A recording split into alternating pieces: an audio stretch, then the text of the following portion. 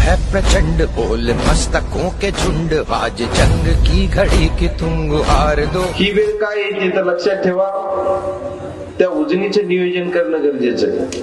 आतापर्यंत उजनीच्या पाण्यावरती एकही आमदार, एकही माजी आमदार समोरचा उमेदवार बोलला नाही की त्याचं काय नियोजन करणार.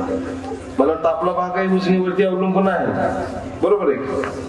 या वर्षी तुम्हाला आठवत असेल, जायकवाडी धरणामध्ये ज्यावेळेस पाणी नव्हतं, त्या भागातील शेतकऱ्यांनी 2013लाच कोर्ट केस दाखल केली होती आणि त्या कोर्टाच्या आदेशानं 13चा निकाल आता 24ला लागला आणि 2024 मध्ये जेव्हा जायकवाडी धरणाचं पाणी संपलं त्यावेळेस वरच्या धरणातून 8.6 TMC कोर्टाच्या आदेशानं, वरच्या धरणात पाणी कमी होतं तरी सुद्धा